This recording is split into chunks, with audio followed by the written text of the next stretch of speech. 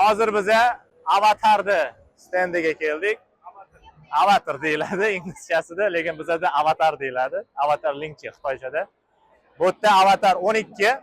Bu mashina O'zbekistonda bor. Adashmasam, da ko'rganmiz. Mana bu oldi qismi ko'ryapsizlar. Agar mana buni ko'rsanglar, avatar 12. Nimasi zo'r bu mashina? Bu mashina juda high-tech, narxi ham juda qimmat. 270 mingdan 430 ming yuangacha 15-20 daqiqada 80% quvvatlanadi. Bokovoy oynalari yo'q, polniy kamera, 360 kamera. Ichkarisini hozir ko'rishga harakat qilamiz sizlarga. Endi odam o'tirib olibdi. Mana bu panorama oyna. Ko'ryapsizlar. Orqasida ham video zo'r, kichkina spoilerchasi bor o'zini. Bu orqasidan video.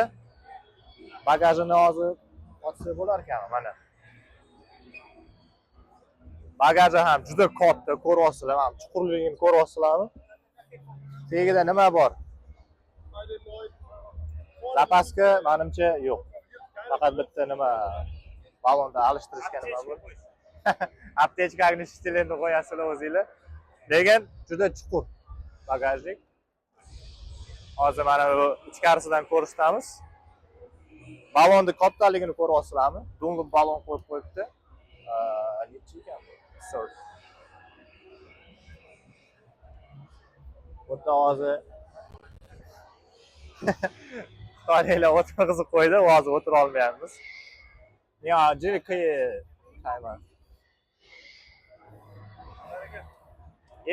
Eshiklarini ko'ryapsizlarmi? Необычный stilda. Mana bu oyna ko'tarishlarini ko'ryapsizlar? Mana bu.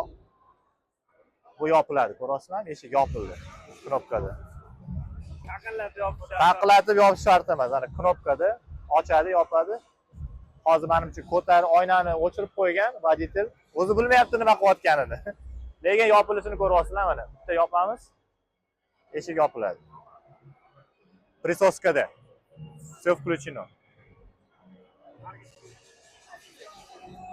Hozir bu yengisi, bu eskisi Avatar 12 sotuvda bor bu. Olsa bo'ladi.